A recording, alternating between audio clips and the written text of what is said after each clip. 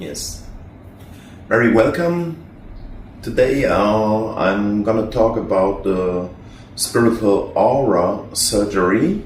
So it's another tool, a very powerful tool to clear things having an impact on this life. So what it is about?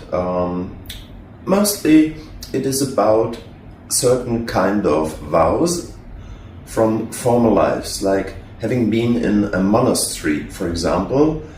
Like 90 to 95% living today on planet Earth have a vow of silence active. What it is about? Yes, vows of silences from past lives, like living in a monastery. Silence means still stand, holding back. Don't stand for the truth. Don't stand for yourself. Don't speak out your truth. So all this silence, still stand, frozen, it makes it very hard to take next steps in life, to move on easily. So this has a big impact. So there are also certain kind of vows being active and having an impact on almost everybody now, like vows of poverty. So vows of poverty speaks for itself. Like there are other vows, like vows of chastity and vows of loyalty, which also have an impact on this life. Another very interesting thing the spiritual aura surgery is about is the polarity man-woman. Nowadays, the women are usually the better man and the men are usually the better woman. So why is this? Imagine like Second World War in Germany. As I come from Germany, I give you that example. So the man had to go to war, came back emotionally, mentally, totally destroyed. So the women had to step into the masculine role to bring the family through. Or like with myself, when my mother was pregnant, she always was talking to me, when is she coming? When is she coming? So this was the first fails programming, manipulation, whether intentionally or not. In this case, of course, unintentionally. But this has also an impact on being a woman or man 100%. Or the farmer who's waiting for his son to come to take on, to lead his farm when he's getting older. So they wait for the child, but it's a woman. So the child, as a child, we do everything to please our parents. Then the female child, the girl, tries to please father and mother and tries to replace the son who's missing, leading the farm. So she gets very masculine, steps into the masculine power. So, but this is preventing her from being a woman 100%. And then there's also the movement where now, whether it's right or not, many women step into positions, into jobs who former times men did. Yeah. So even they getting more masculine and masculine. And the thing is, women and men, the polarity, the man has the minus pole on top and the plus pole on the bottom. And with the women, it's just the other way around. Minus plus is attracting. Plus minus is attracting. But if not everybody, for example, in a relationship is in the right polarity, this is not matching and this is not helping anyone. So family, so bringing this into the right polarity does not mean the woman is 24/7 behind the oven and is cooking. No, it's not. But if both are in the right polarity, they can bring the best for the family. Yeah.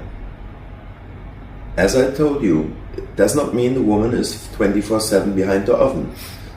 But everybody in the right polarity is best for themselves and best for the family.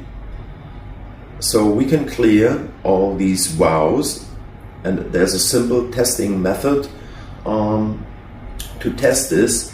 If these vows I had talked about, just a few to mention, or this polarity thing, I can easily test if it's active still and has a negative impact on your living today, on your life today. So this is a few examples about vows and polarity, but there's way more things from past lives which have an impact on this life. Like in former lives, if you have been a slave, so then I can test if there still is a slave yoke active, which has impact on your life today. So if this slave yoke is still active, you might not be seen by other people very well.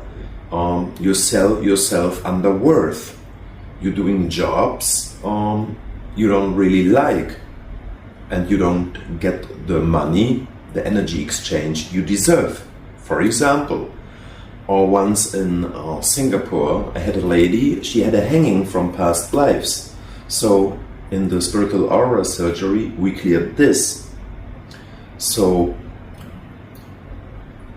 certain things like slave yokes, hangings, beheadings and more, I also have an eye, have a look at in the All Encompassing Alignment.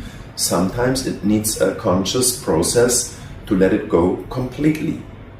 So this lady, we had to clear this. After clearing this hanging with the spiritual aura surgery, she right away went to the toilet, had to warm it, and after that she could breathe in freely, felt free again.